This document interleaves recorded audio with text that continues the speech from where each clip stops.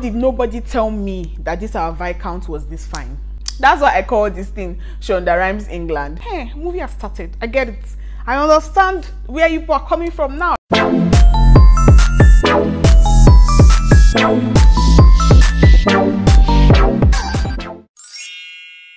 Hi guys, hey loves, welcome back to my channel. My name is Goodness Andrew, and if you're just seeing this face for the first time, where have you been?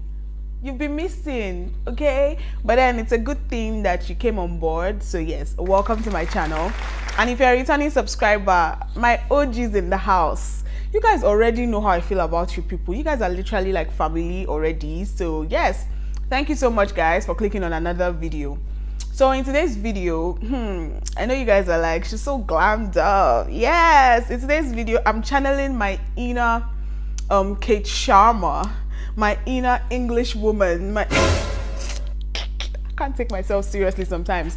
So in today's video, I'm going to be reacting to Bridgerton season 2. Yes. If you haven't seen Bridgerton, I would just advise you to go and see it. But then, if you don't mind spoilers, of course keep watching. But then I feel like you would understand and you will follow through with the video properly if you have seen the movie Bridgerton. Okay, so I first watched Bridgerton in 2020. Yes, during the lockdown. That was when Bridgerton season 1 came out, and like I sat down to watch a series. I think it was an 8-part series. I'm not sure. Season 2 is an 8-part series. That one I'm sure of. So I sat down and watched a series like till it was done. Literally, like from episode 1 down to the end. I didn't move, I didn't shake, like nothing. So definitely when I heard that Bridgerton season 2 was coming out this year, I said yes. Like I have set my Netflix reminder a long time ago, and then I recently watched it. I think it took me 2 days to watch season 2 this time, not because it wasn't interesting, but because I've just been up and about. Alright, so if you're a fan of Bridgerton, you will know that the first heartbreak was not being able to see the Duke. I mean, that was the love of everybody's life in 2022. Everybody was in love with the Duke. I don't remember his name anymore. Jean, Rain, something, I don't know. Everyone was in love with the Duke. And then when we heard that he was not going to be making an appearance in Bridgerton season 2, it was like, oh my god, no, bring him back, I want him. But then, I mean, technically the movie is actually supposed to be about the Bridgertons. That is a certain English family in this England that Shonda Rhimes has created. Okay, so when I heard season 2 was coming out, I was like, okay, fingers crossed I'm going to like it. Because see, the Duke was the person that made me want to watch season 1. I'm going to insert his picture somewhere here. So the Duke is like, that was the highlight of season 1. Really, and then you tell me you're going to take out this great character away from the movie, and like, Then I was still low-key looking forward to season 2 because why not? So we are going to be talking about this movie in different parts. I'll start from talking about their appearance, dressing, and all of that good stuff, and then we'll just move from there. They introduced some new characters, and of course the 2 beautiful new beauties, black beauties that they brought to the movie, Miss Kate Sharma and Miss Edwina Sharma, and of course their mother, Miss Mary Sharma. So yes, when I saw them I was like, okay, movie has started. I get it. I understand where you are coming from now. Where did they get those beauties from? Like, please, if you know any movies that these 2 actresses have ever been in, please recommend in the comment section down below, because I would definitely want to see it. Those women are beautiful. Like, what? My god. Especially the Edwina girl, the one that was named the diamond of the season, right? She is so fine. Oh my god. Like her eyes, everything, she's so enchanting. Really, like, oh my god, she's really beautiful. And then Kate, like Kate has this mature fine, like this lady. No. It's almost like Shonda Rhimes knew that we're really going to be missing the Duke, and we just needed something to distract us completely from the Duke. And then she brought 2 black beauties. Like every scene where I look at these women, I'm like, joy. People that know me know that I've always said that I wish I was darker skinned, because they're fine.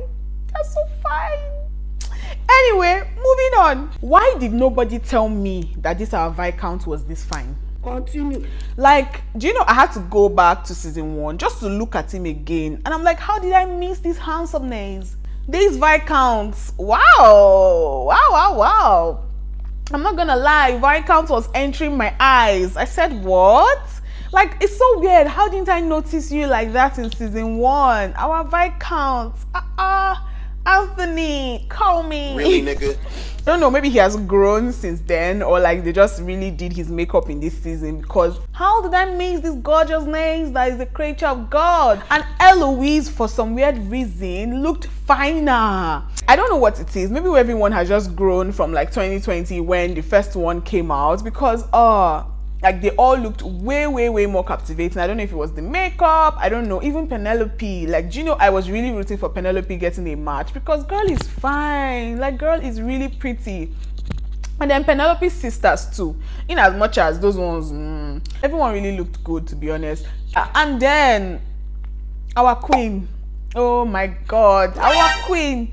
You see those headpieces that she always has on? I don't know what, I don't understand what's the that's why I call this thing Shonda Rhimes England. What are those things she puts on her head? I'm not saying they're not nice, or like, I mean, looking at it from an artist's point of view is like, okay, this is really creative and everything, thumbs up. I mean, the craftsmanship, yes, I'm all for it, but it's just so hilarious. Like, it is so hilarious. Like, I really just can't. Okay, now let's now talk about the storyline in general.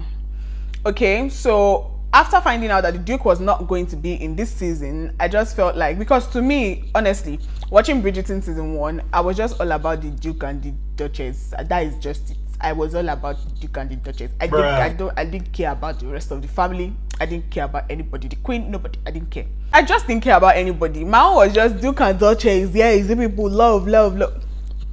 But then I found out that, oh, actually, I think there's a book on it. And the storyline is centered around the Bridgertons. That's why it's called Bridgerton, right? So now I realized that, okay, no wala, we're going to be talking about the Bridgertons. Okay, let's see. And then the story started with another season. That's another like match engagement season in England. And then the Viscount finally wants to get married, okay?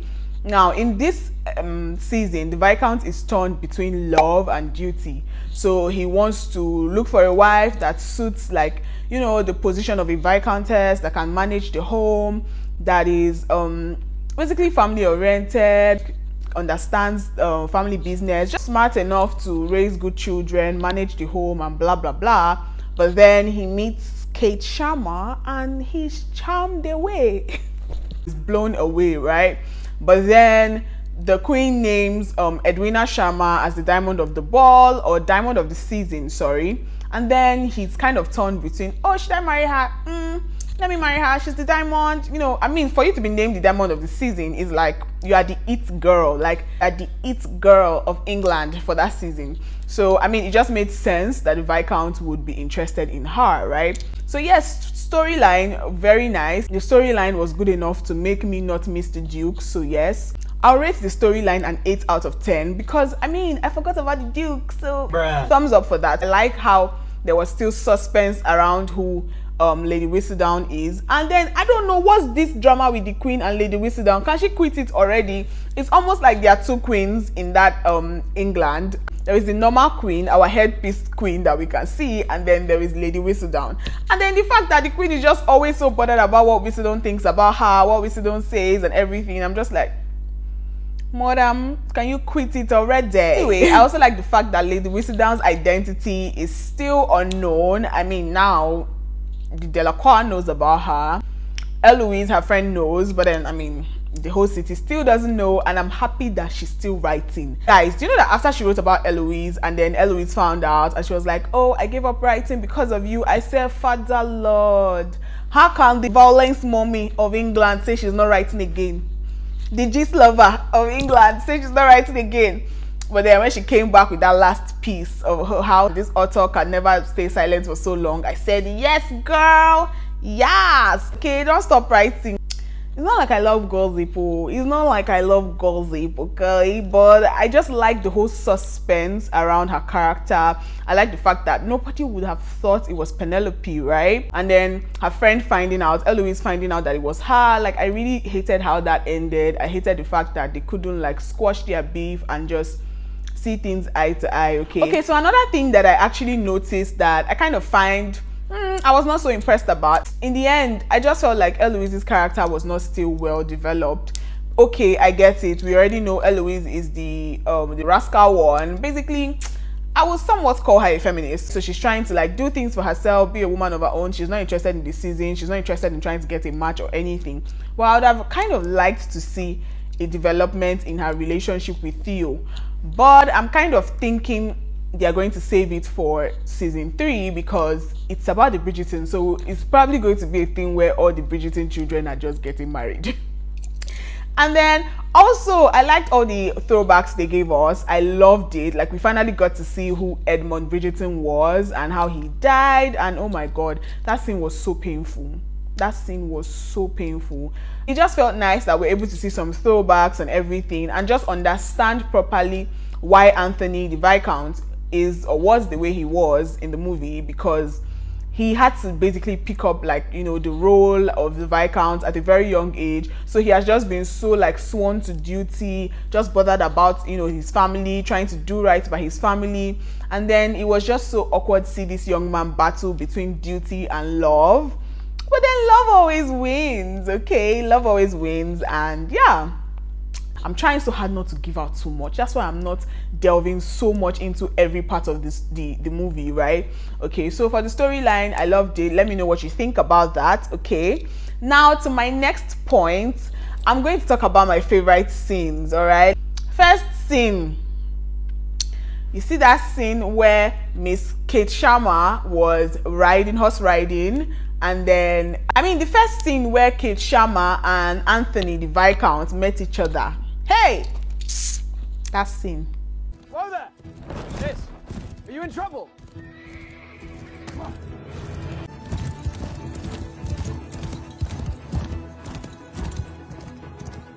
Come on. Careful now! Whoa there!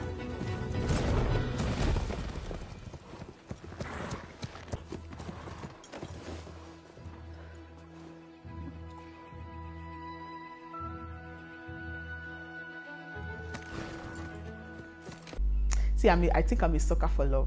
Because, ooh, I was like, okay, energy. It's now that the movie started, okay? That time we're just doing, that's prologue. Is it epilogue? Prologue. That's prologue, okay? So, that scene, yes, that was my one very nice scene. Another scene I really loved, you guys, was the scene where, at the marriage between Edwina Sharma and the Viscount, where Kate's bracelet fell down, and then she tried to pick it, the Viscount tried to pick it, and then they had another moment. I say wahala, like all I was just saying is wahala, wahala, wahala. Rami.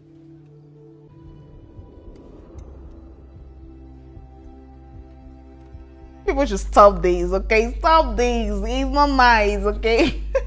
Another scene that busted my head was the scene where the Sharmas, that is the Miss Mary Sharma's parents, finally decided to meet their granddaughter. Basically had dinner with the Bridgertons, Lady Danbury, and yeah, basically to meet their granddaughter Edwina, right? And then Edwina's grandmother, that is Mary Sharma's mom, was being really mean and just kept going on and on of how her daughter left to marry this poor man and blah blah blah blah blah.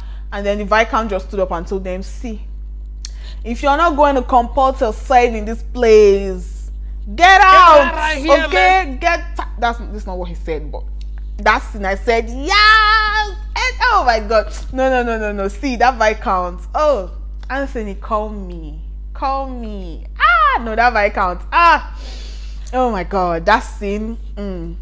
So yes, another scene I also really liked was the scene where his mom spoke to him, and his mom was telling him how she didn't want him to regret anything, how she's really sorry, and if she could turn back the hands of time, she would change things and everything. And basically just telling him how love is always really worth it, that if she has to go through the pain that she went through, like from losing her husband, that she will go through it again because love is always worth it. I said, oh, you guys so cute, so crying, guys.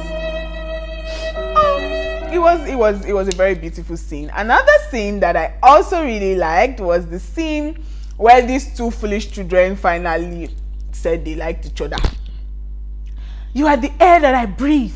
You are the this. When I mean, oh, I say now, wow. Like it was just so beautiful. See, I can go on and tell you like all the scenes that I really liked in this movie, but then, I mean, of course I liked the last scene. I really liked the last scene when they were finally married, back from honeymoon, and they were playing that their very awkward game that I think has now metamorphosed into golf. And then they were just like into each other, like they just couldn't stop. Okay, so I can go on and on telling you my favorite scenes in Bridgerton 2, but then I'm just going to stop here. All in all, in comparison to season 1, I would say that Bridgerton 2 did very, very well. Like it is worth the watch, like a very, very nice series.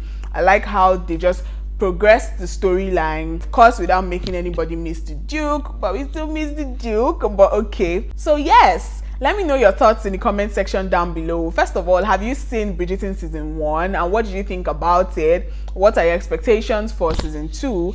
And then if you have already seen season 2, what did you think about it? Did you like it? What are you going to rate the movie? Just tell me. I would love to know. And then please don't forget to give this video a big fat thumbs up. If you did enjoy it, shall give it a thumbs up either ways. Okay, and don't forget to share this video with your friends, and then of course subscribe if you're yet to subscribe. Okay, and I'll see you guys in my next one. Bye guys. Mwah.